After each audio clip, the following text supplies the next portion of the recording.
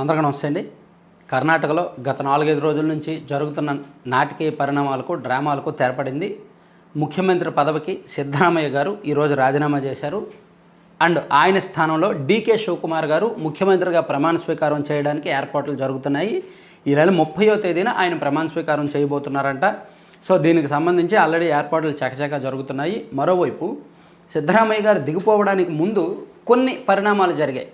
ఆయన మద్దతుదారులైన కొంతమంది ఎమ్మెల్యేలు, కొంతమంది మంత్రులు ఆయన నివాసంలో ఆయన్ను కలిసి మీరు రాజీనామా చేయొద్దు, మీరే ఇంకా 2 ఏళ్ళు కొనసాగండి, సో మీరు రాజీనామా చేయొద్దు, మీరు రాజీనామా చేస్తే మేము పార్టీలో ఉండలేము, అది ఇదని కాస్త పెట్టారంట. అంటే మేబీ ఇంకా ఏమైనా చివరి నిమిషంలో ఏమైనా డ్రామా ప్లే చేస్తున్నారేమో అనిపించింది అధిష్టానానికి ఒకసారిగా. ఎందుకంటే నిన్నగాక మొన్నే సిద్ధరామయ్య గారు, డీకే శివకుమార్ గారు అధిష్టానంతో దాదాపుగా 6 గంటల పాటు చర్చించారు.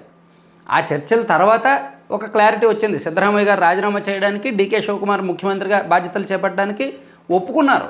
అలా ఒప్పుకున్న తర్వాత ఢిల్లీ నుంచి బెంగళూరు వచ్చాక మళ్ళీ పరిణామాలు మారిపోయి సిద్ధరామయ్యకి మళ్ళీ ఉండాలని ఉందేమో కుర్చీలో. అందుకని ఆయన వర్గం ఎమ్మెల్యేలు, మంత్రులు కొంతమంది ఆయన కలిసి మీరే ఉండాలి అన్నారంట. అందుకే మళ్ళీ ఏమైనా తిరుగుబాటు మొదలవుద్దేమో, వీళ్ళు గ్రూపు వాళ్ళ గ్రూపు ఏమైనా రచ్చ చేసుకుంటారేమో. మరి ఆయన గ్రూప్తో ఆయన అలా వస్తే డీకే శివకుమార్ గ్రూప్ కూడా డీకే శివకుమార్ దగ్గరికి వస్తాయిగా. ఈయన మద్దతుదారులైన ఎమ్మెల్యేలు కూడా మీరే ముఖ్యమంత్రిగా ఉండాలి అంటే మళ్ళీ కొత్త గొడవ పెద్దదవుద్ది కదా. సో ఈలోగా ఏం జరిగిందేమో అధిష్టానం మళ్ళీ కల్పించుకుంది.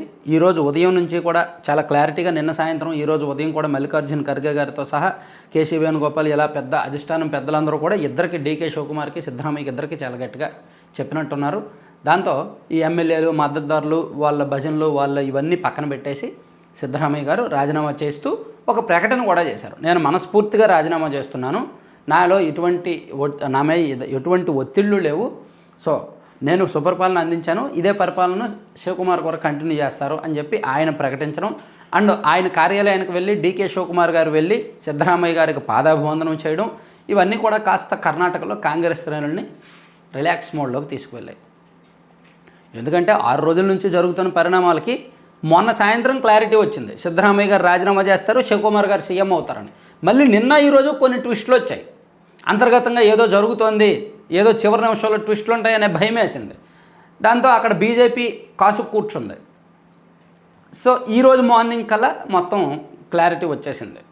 సో శివకుమార్ గారు, డీకే శివకుమార్ గారు కర్ణాటక రాష్ట్ర ముఖ్యమంత్రిగా ఎల్లుండి ప్రమాణ స్వీకారం చేయబోతున్నారన్నమాట. సిద్ధరామయ్య గారు దిగిపోతున్నారు. ఇలా ఇంకా తదుపరిగా ఇంకేముండదు. అయితే సిద్ధరామయ్య గారికి ఏమి ఇస్తారు? ఆయనకు రాజ్యసభ స్థానం ఇచ్చి అండ్ రాజ్యసభ పక్ష నాయకుడిగా అవకాశం ఇస్తారని చెప్తున్నారు. ఎందుకంటే సిద్ధరామయ్య గారు ఇప్పటివరకు స్టేట్ పాలిటిక్సే చేశారు.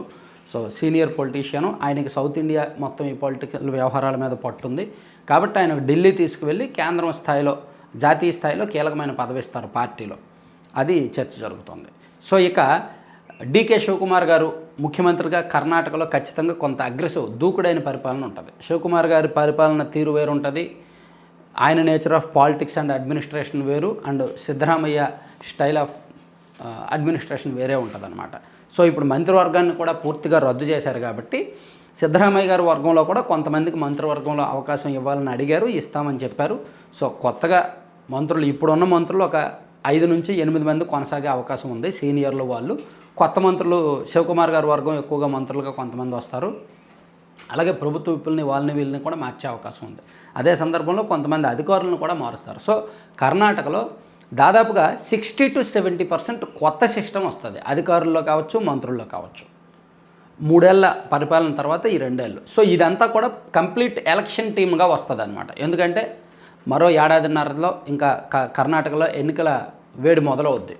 సో ఇప్పుడు వచ్చే టీం మళ్ళీ మార్చలేరు ఎన్నికల్లోగా. కాబట్టి వచ్చే ఎన్నికలకు సిద్ధంగా ఉండే టీం, అగ్రెసివ్ టీంనే తీసుకుంటారు ఖచ్చితంగా. సో అలా శివకుమార్ గారి టీం పొలిటికల్ టీమ్గా మారుతుంది.